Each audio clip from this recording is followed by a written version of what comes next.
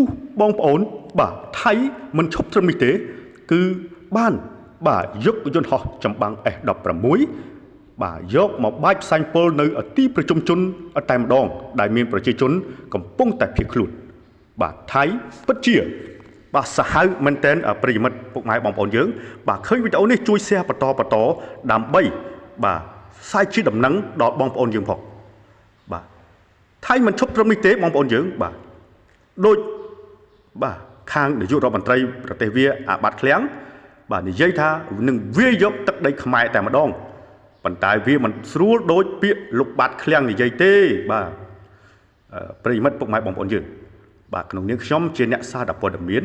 មិនញុះញង់ក៏មិនបង្អាប់ដែរតែអ្វីដែលការពិតខ្ញុំផ្សាយតែរឿងពិតជនជាតិថៃបានបាញ់ផ្លោងគ្រាប់ជាច្រើនកន្លែងមកទីប្រជុំជនដែលប្រជាជនកំពុងតែរស់ស្នាក់នៅភៀសខ្លួនពិតជាថោកទាបមិនដែលទង្វើដល់ថោកទាបនេះប្រិយមិត្តបាទខ្ញុំបានផ្សាយតែរឿងពិតមិនត្រឹមតែប៉ុណ្ណោះបាទយក S16 យន្តហោះចម្បាំងរបស់សហរដ្ឋអាមេរិកយកមកទម្លាក់ផ្សែងពុល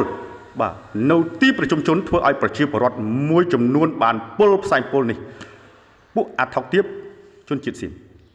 ខ្ញុំបាទជឿទុកចិត្តលើឋានៈរដ្ឋាភិបាលរបស់យើង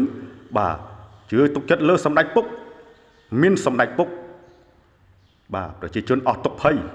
បាទសូមបងប្អូនបាទពុកម៉ែជួយបាទលើកកម្លាំងចិត្តដល់កងទ័ពវីរៈកងទ័ពរបស់យើងនៅជួរមុខបងប្អូនវីរៈកងទ័ពខ្ញុំបាទក៏សូមជូនពរឲ្យបងបាទជៀសផុតអំពីផ្សែងពុលក៏ដូចជាមានសុវត្ថិភាពពួកថៃមើលមិនឃើញបងបាទសូមឲ្យគ្រាប់ដែលរត់មករកបងជៀសចាក់ចេញឆ្ងាយថៃបានឈ្លានពានផ្លោងម្ដងហើយម្ដងទៀតម្ដងទៀតមករកទីប្រជុំជនថៃពិតជា